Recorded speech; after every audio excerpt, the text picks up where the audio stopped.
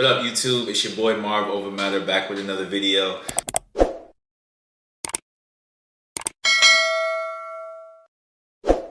And today is the start of my story series, so I'm going to be telling like 7 to 10 stories about my past, situations I've been in with girls, and how I learned different lessons about game through each of these stories, right?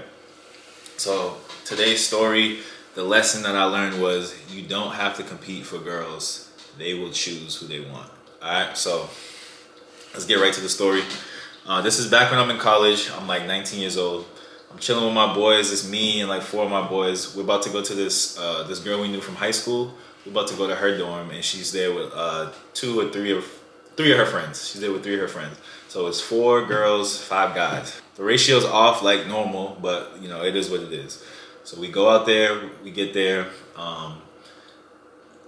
we see our friend. She's there with only 2 of her friends. So we're like, bro, there's 5 of us, there's only 3 of them. And then I see the girls and I'm like, nah, it's 0 of them. Like, I'm not, I'm not talking to any of these girls. And realistically, honestly, at this point, I'm like, I hope they don't try to talk to me. Like, that's why in that time, like, I used to be on some, like, I had it happen enough where girls would try to talk to me. So I'm like, bro, I hope these girls don't try anything. That's what my mindset was, honestly, when I first seen them. So we're there, we're talking, playing games, they're drinking. I don't drink, I've never drank in my life. So I was the designated driver. So, you know, they're drinking, whatever, playing games is cool. Like an hour and a half later, this girl comes, the third friend finally comes. And she gets there and I'm like, okay. I'm like, she looked good. You know, she wasn't like amazingly beautiful, but she was a solidly good looking girl, right? Light skin, curly hair. She's probably like 5'7", 5'6", 5'7", you know what I mean? So she was smooth. So I see her, I'm like, okay, cool. She looked good. Immediately, my boy. And this is the type of dude who, when he sees a girl, he embodies that be a man type of, that be a man approach. He embodies that, right? So especially when he's drinking. When he's not drinking, he wants to do it. He's more like talking about it. And he might do it occasionally, but when he's drinking, he's immediately up and going to talk to any girl he sees that he wants, right? He's going up and he's going to talk to her. So he had been drinking. He had been drinking quite a bit, so he got up immediately. As soon as she walked in the door, he goes up to her. He's the type to be like, what's up? What's up? How you doing? You good? He's like, what's your name? Okay, you got a man's? You got a man's? All right, where you got a man's? All right, where you at? He's like one of those type of dudes, like just put the press on right away. So he gets up, he goes and he talks to her, and he's doing his routine. He does this all the time. I had never seen it work. I had never ever seen it work, but he did it every single weekend that we went out. So he's doing it. I'm honestly laughing because it's funny to me. But then he starts getting a little too much. Like, you could see she's uncomfortable and she's kind of trying to walk away, and he's like still pressing on her. So then we get up and we're like, hey, bro, you like chill out. He's like, what? He's like, well, I'm just talking to her, whatever. So he gets kind of heated. So then 2 of my boys like kind of like, hey, they push him back. And then one of them signals to me. He's like, yo, like kind of like get her out of here.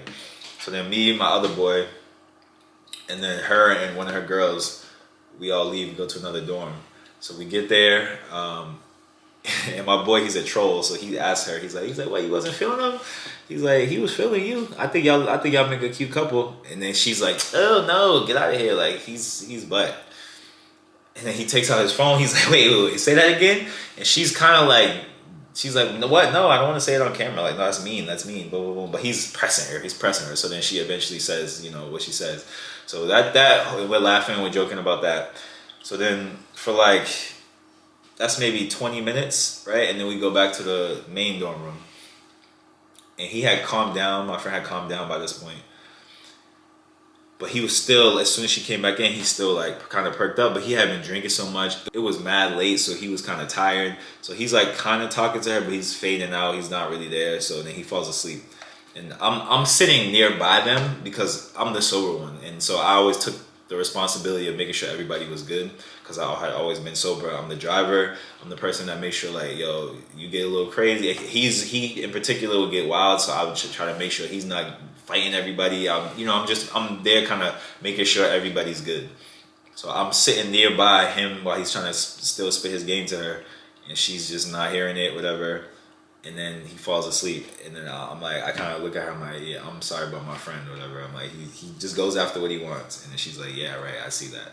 So then I don't know who started talking to who, but she asked me a question or I asked a question. We just started talking about school, like, oh, what school you go to, what's your major, like simple, regular stuff, right? So we're talking about that stuff for maybe like 10 minutes. And then one of my other boys was like, hey, yo, Marv, he's like, you ready to like get out of here? He's like, you got to drive, you ready to drive back? I'm like, yes, bro, I'm ready to drive, let's go. I'm like, this dude is slumped, like, let's get him out of here, let's get him home. So then as I'm talking to him though, I feel something like I feel somebody touch my hand, and they're like trying to put something in my hand under the table. So now I turn and I look, and it's her. And she's looking at me like kind of urgently, like reaching under the table to give me something. And she kind of looks at my friend, she's like, so now I just take it, I put it in my pocket. I don't know what she's doing. I don't know what's going on, but I just took it, I put it in my pocket. And I'm like, okay. So then I get up, I'm like, hey bro, come on, you gotta wake up. We about to go home. So he wakes up, he gets up, whatever. I go say bye to my friend from high school. I'm like, all right, good seeing you, cool. The other girls, I'm like, all right, nice meeting y'all. And then as I'm walking out, the girl's like kind of looking at me, and I'm like, all right, well, it was nice talking to you. She's like, yeah, you too. Like, have a good night. Okay. So now I'm walking out, I'm leaving. And as I'm walking, I go off to the side and I kind of like look and see like what she gave me. And I open it up, it's her number, her name and her number on a piece of paper. I'm like, yeah, right. So then I go and I tell the troll friend, I go tell him, I'm like, bro, I'm like, look, I'm like, he's like, yo, he's like, why? He's like, bro, when did you do that? I'm like, bro, I don't know, I didn't do anything. I'm like, I just talked to her, I just had a regular conversation with her. He's like, yo, he's like, that's crazy. He started laughing mad loud. I'm like, bro, shut up, cause bro's gonna start wilding if he found out. I'm like, he's gonna start wilding out. He's drunk right now. He's gonna start wilding out. Like, he won't care if he's sober, but he's drunk. He gonna be wilding out. I'm like, bro, chill out, like, relax. So then I go, whatever. I ended up texting the girl because she wasn't like, I don't compete for girls. Like, even back then before I learned this lesson, I don't compete for girls. Like, if my boy wants to talk to a girl, I'm just like, you got it, it's you. It's 100% you.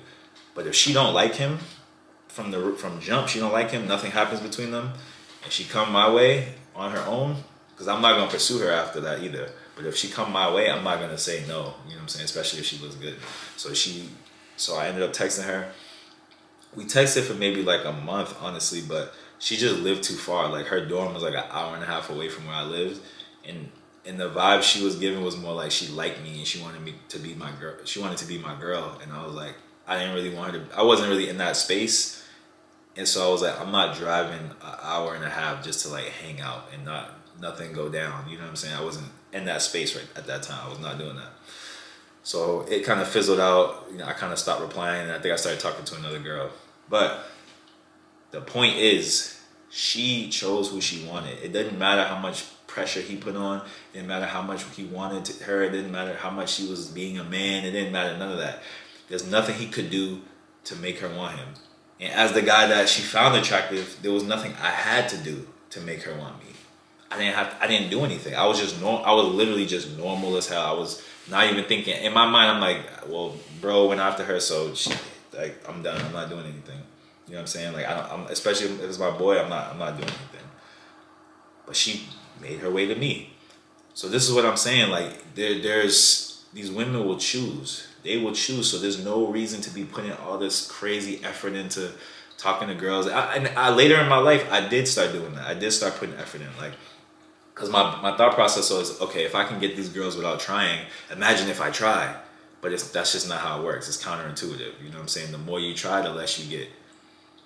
If you're a handsome guy, if you're an attractive guy, the more you try, the more you're just gonna push them away, because you can already get them. So there's no rush. There's no there's no sense of urgency that you need to have.